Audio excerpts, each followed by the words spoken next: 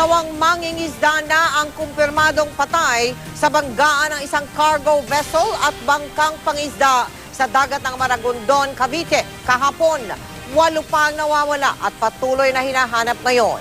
Mula sa Naik sa Cavite, nakatutok live si Marisol Abduraman. Marisol.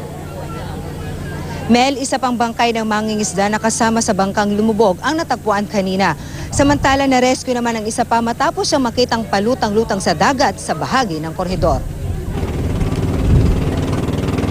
Silang oras na pagsuyod sa dagat sa Cavite, natagpuan ng search and rescue team sa boundary ng Ternate at Maragondon ang FB Dan Israel. Sa loob nito, may isang bangkay ng mangingisda.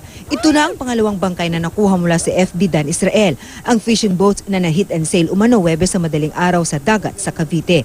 Sa 23 sakay ng bangka, 2 na ang kumpirmadong patay. 12 ang na-rescue kahapon sa Cavite at 1 sa Bataan.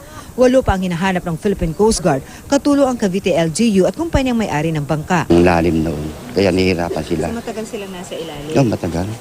Nailigtas naman sa dagat sa bahagi ng koridor si Lito Lacazar.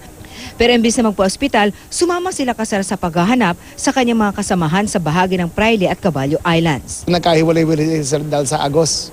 Na kinakapitan kasi nila isang maliit na palanggana. Nung lumakas ang agos, may nagkahiwalay-walay. Siya lang natira dun sa... Pero sabi niya, alam ko kung saan papunta yung agos. Iusundan nila ngayon, baka mahanap pa nila. Hindi pa matukoy ng Coast Guard ang barkong bumangga sa FB Dan Israel. 2 cargo vessel ang iniimbestigahan ngayon. Ang MV Ocean Hope at MV Virginia Kalikasan na dumaan daw sa lugar noong mga oras na nangyari ang insidente. Posible raw na hindi nakita ng cargo vessel ang bangka na nakatigil ng mga oras na yon. Malaki raw kasi ang mga nasabing cargo vessel kung ikukumpara sa FB Israel.